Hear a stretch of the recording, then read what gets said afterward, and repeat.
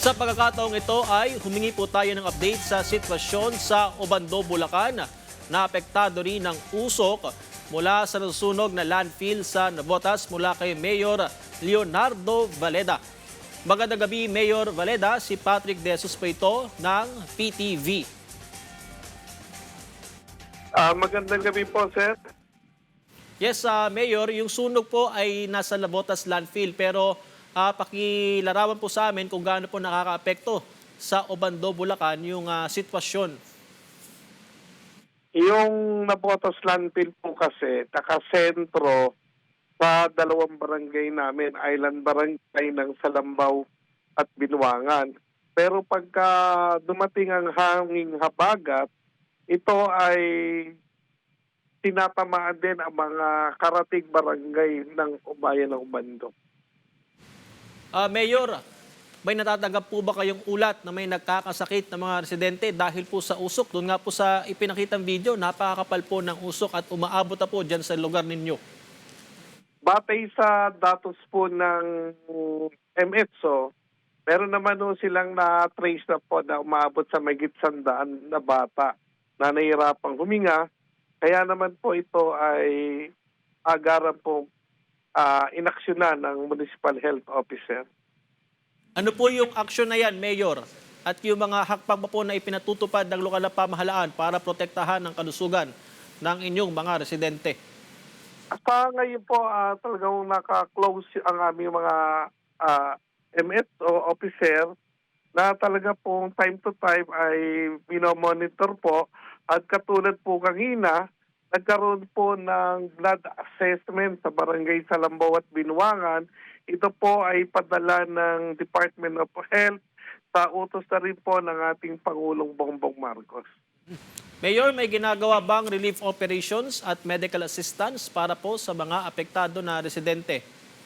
Opo, tuloy-tuloy po ang pagbibigay ko po ng relief sa mga barangay at sa iba pang barangay na tinatamaan po ng pakapal na usok. Mayor Valeda, kamusta po yung pakikipag-ugnayan ninyo sa Navotas LGU? At ano po yung mga suporta na kailangan po ninyo mula naman po sa national government? Una nga po ay nagpapasalamat po ako sa ating City of Navotas sapagkat sila po ay agarang nagbigay ng mga relief para sa mga naapektuhan na barangay. At gayon din po, sila rin po ang nagsabi na kung kakailanganin po ang ospital ng City of Navotas ay bukas po para sa mga residente ng bayan ng Obando.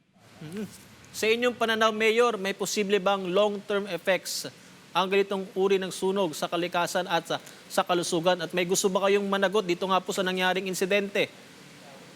Sa ngayon po, wala naman no tayong masasabi na dapat managot dahil ang iniisip muna po natin ay yung kapakanan po ng ating mga mamamayan. At nung isang araw naman po ay nagpatawag na rin po ang EMB-DNR regarding po dyan kung sino po ang dapat managot sa nasabing usapin. Pero sa tingin nyo, Mayor, kailangan na po bang repasuhin ang waste management systems sa mga landfill sa Metro Manila at karating na lugar? Diyan po ba sa inyong bayan, mayroon po bang landfill? Ito po kasi, sa bayan po namin, wala. Saka kung ito namang Navotas landfill, matagal na po itong tapos as of August 2025 po eh. Okay, Mayor, mensahe or panawagan po sa mga kinaukulan para maiwasan yung ganitong sitwasyon at ano po yung dapat pong patuloy na gawin ng inyong mga residente?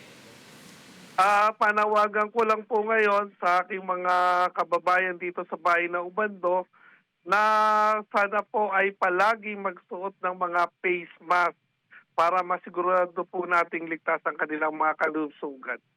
Okay, maraming salamat Mayor Leonardo Valeda ng Obando, Bulacan.